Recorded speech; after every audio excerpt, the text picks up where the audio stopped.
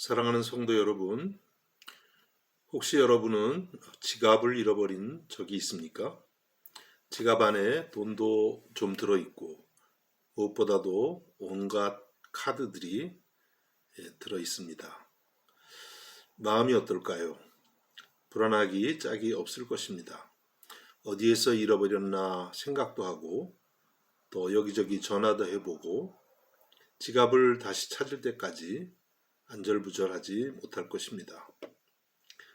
이런 질문을 해봅니다. 만일에 내 마음에서 예수님을 잃어버렸다면 어떨까요? 마음이 몹시 불안하고 예수님을 다시 찾을 때까지 온갖 노력을 다 하시나요? 아니면 별로 불안해하지도 않고 예수님을 다시 찾을 생각도 하지 않는 것은 아닌지요? 만일에 그렇다면 우리에게 영적으로 심각한 문제가 있다고 하겠습니다. 어쩌면 아직 나는 예수님을 영접하지 않았을 수도 있습니다. 또 아니면 예수님을 영접하기는 했지만 너무 오랫동안 예수님을 잊어버려서 무감각할 수도 있겠습니다. 어떤 것이 되었든 이것은 우리의 영적으로 큰 문제라고 하겠습니다. 여러분, 지갑은 혹시 잃어버려도 괜찮지만 예수님을 잃어버리면 안 될 것입니다. 왜냐하면 우리 성도에게는 예수님이 그야말로 전부이기 때문입니다. 어떻게 예수님을 잃어버리지 않을 수가 있을까요? 첫 번째, 예수님을 잃어버리지 않으려면 먼저 예수님이 보화 중에 보화라는 사실을 깨달아야만 할 것입니다. 오늘 우리가 읽은 본문은 사도 바울이 로마 감옥에 있으면서 골로새 교회에 쓴 편지입니다. 바울은 복음을 전하다가 감옥에 갇혔는데 오히려 교회 밖에 있는 교회를 염려하고 있습니다. 당시 골로새 교회는 여러 가지 잘못된 교훈들이 가르쳐지고 있었습니다. 예를 들어서 유대교의 율법주의입니다.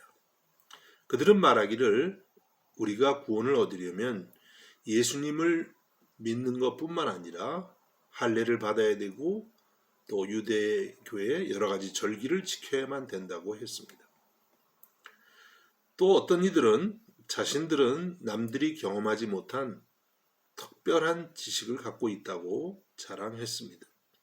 또 어떤 이들은 자신은 천사를 숭배하는데 이것이야말로 영적인 사람의 특징이라고 주장했습니다. 이러한 주장들의 핵심은 결국 우리의 구원을 위해서는 예수만으로 충분하지 않다는 것이었습니다. 이러한 이야기를 듣는 성도들의 마음이 어떠했을까요? 그동안 오직 예수 그리스도를 믿어서 구원을 얻는다고 배웠는데 그들의 신앙에 혼선이 온 것입니다. 사도 바울은 이러한 골로새 교회의 상황을 전해 듣고 이 편지를 쓰게 된 것입니다. 본문 2절과 3절입니다. 이는 그들로 마음의 위안을 받고 사랑 안에서 연합하여 확실한 이해의 모든 풍성함과 하나님의 비밀인 그리스도를 깨닫게 하려 함이니 그 안에는 지혜와 지식의 모든 보화가 감추어져 있느니라. 비밀 중에 비밀이 무엇이냐면 바로 예수 그리스도라고 했습니다. 예수님을 믿는 것이 곧 하나님을 믿는 것이고 예수님을 아는 것이 곧 하나님을 아는 것이라고 말씀한 것이죠. 또 예수님이야말로 지혜와 지식의 모든 보화가 그분 안에 감추어져 있다고 말씀했습니다. 예수님 한 분이면 구원을 얻기에 충분하다고 말씀한 것입니다. 여러분, 그렇습니다. 예수님이야말로 보화 중에 보화입니다. 그리스도인이란 어떤 사람들입니까? 세상의 그 어느 것보다도 예수님을 최고의 가치로 여기는 사람입니다. 내 생명보다 더 귀하게 여기는 사람들입니다. 또 그 가치를 깨닫고 발견한 사람들을 그리스도인이라고 말합니다. 여러분, 우리가 이와 같이 예수님을 최고의 보화로 여기는 이유가 무엇일까요? 무엇보다도 예수님께서는 우리 인간의 가장 근본적인 문제, 곧 죄의 문제와 사망의 문제를 해결해 주시기 때문입니다. 골로새서 1장 13절과 14절입니다. 그가 우리를 흑암의 권세에서 건져내사 그의 사랑의 아들의 나라로 옮기셨으니 그 아들 안에서 우리가 속량 곧 죄사함을 얻었도다. 우리가 예수님을 믿어서 흑암의 권세에서 그의 사랑의 아들의 나라로, 다시 말씀드리면 천국으로 옮겨졌다고 말씀하고 있습니다. 아직 우리의 육체는 이 땅을 살아가고 있지만 우리의 영적인 소속은 천국이 되었다는 것입니다. 영원한 생명을 이미 얻었다라고 말씀하고 있습니다. 또 예수님 안에서 우리가 속량 곧 죄사함을 얻었도다 이렇게 말씀합니다. 예수님이 나를 대신해서 십자가에 피 흘려 죽으심으로 내 모든 죄가 속죄함을 받게 된 것입니다. 여러분, 얼마나 놀라운 축복입니까? 요즘은 지식의 홍수 시대라고 하겠습니다. A환이 사람을 대신해서 많은 일을 합니다. 그러나 그러한 지식이 우리의 죄를 사할 수 있을까요? 우리의 죄를 사할 수는 없습니다. 우리에게 영원한 생명을 줄 수 있을까요? 생명을 연장할 수 있을지는 몰라도 영원한 생명을 줄 수는 없습니다. 무엇보다도 천국의 그 풍성한 생명을 우리에게 줄 수는 없는 것입니다.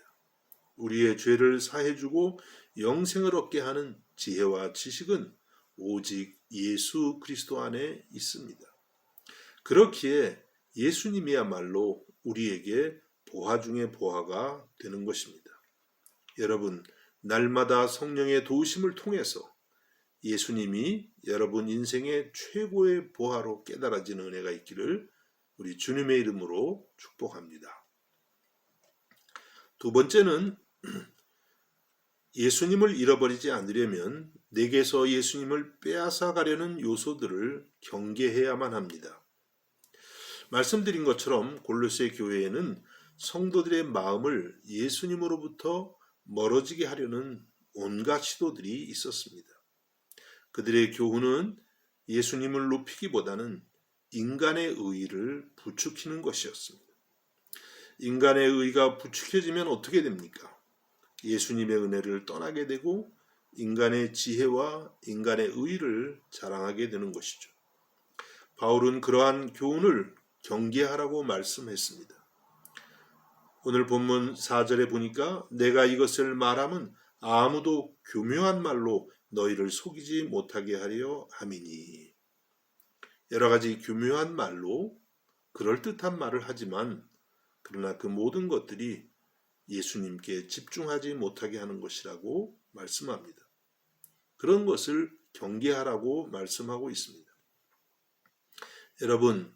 여러분을 예수님으로부터 멀어지게 하는 여러 가지 요소들을 경계하시기를 바랍니다. 골로새 교회와 같이 이단 사상이 여러분을 미혹할 수가 있습니다. 성경의 비밀을 풀어준다고 하면서 아직 믿음이 연약한 성도들을 미혹합니다. 자신만이 특별 계시를 받았다고 주장하면서 성도들을 미혹합니다.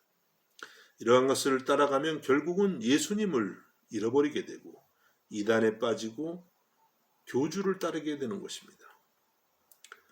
또 때로는 예수님을 잃어버리는 이유가 밖에 있지 않고 내 안에 있을 수 있습니다. 주님의 은혜를 잊어버리고 나의 의의를 자랑할 때 우리는 예수님을 놓치고 마는 것입니다. 때로는 물질이나 세상적 가치를 따라가기에 주님을 잃어버리기도 합니다. 어떤 사람이 우상이 되어 주님을 잃어버릴 수도 있습니다. 정반대로 누군가를 너무 미워해서 주님을 잃어버리기도 합니다. 미워하는 그 사람이 내 마음을 차지하면서 주님은 내 마음의 왕자에서 내려오고야 하는 것입니다. 때로는 이념이나 사상을 우리 예수님보다 더 위하다가 주님을 잃어버리기도 합니다. 여러분, 아시는 것처럼 교회는 정말 다양한 사람들이 모이는 곳입니다. 지역도 서로 다르고 출신 학교도 다르고 빈부의 차이도 있고 성격과 기질도 정말 다릅니다. 정치적인 성향도 서로 다릅니다. 정말 다양한 사람들이 모이는 것이 바로 교회입니다. 그런데 앞에서 언급한 그와 같은 것들을 예수님보다 더 가치 있게 여긴다면 우리는 주님을 놓치게 되고 교회에 갈등을 가져올 수가 있습니다. 우리는 오직 예수님을 최고의 가치로 여기면서 주님께 집중해야만 되는 줄로 믿습니다. 고린도후서 10장 5절입니다. 하나님 아는 것을 대적하여 높아진 것을 다 무너뜨리고 모든 생각을 사로잡아 그리스도에게 복종하게 하니. 주님보다 더 위하는 어떤 것이 결국은 주님을 대적하는 것이라고 말씀하고 있습니다. 우리는 그 모든 것들을 주님 발 앞에 내려놓고 온전히 주님께만 복종할 수 있기를 간절히 바랍니다. 여러분, 오늘도 사탄은 여러 가지 모습으로 우리의 마음을 예수님으로부터 멀어지게 하려고 애를 쓰고 있습니다. 우리는 그와 같은 것들을 분별하면서 경계하고 예수님의 이름으로 물리칠 수 있기를 바랍니다. 그래서 항상 우리 마음에 예수님이 중심에 계실 수 있기를 주님의 이름으로 축복합니다. 마지막 세 번째로는 예수님을 잃지 않으려면 예수님을 내 삶의 주님으로 모시고 살아가라고 말씀합니다. 6절입니다. 그러므로 너희가 그리스도 예수를 주로 받았으니 그 안에서 행하되. 우리가 예수님을 주님으로 받았습니다. 그렇다면 우리의 모든 삶이 예수님을 중심으로 행해져야 된다고 말씀하고 있습니다. 여러분, 우리가 예수님을 믿는 것은 단지 예수님을 주여 주여 이렇게 부르는 것으로 끝나는 것은 아닙니다. 사실 그것은 시작에 불과합니다. 우리가 예수님을 주로 믿는다는 것은 내 삶의 모든 영역에서 주님을 섬기는 것을 의미하는 것입니다. 교회 안에서만이 아니라 우리의 모든 생활 영역에서 주님을 섬기는 것입니다. 왜냐하면 예수님은 교회의 주님이실 뿐만 아니라 온 만우주의 주님이 되시기 때문입니다. 이것이 바로 골로새서의 주제이기도 합니다. 지난주에 어떤 분의 영업장을 가서 말씀을 전했습니다. 골로새서 3장 23절과 24절을 전했습니다. 무슨 일을 하든지 마음을 다하여 주께 하듯 하고 사람에게 하듯 하지 말라.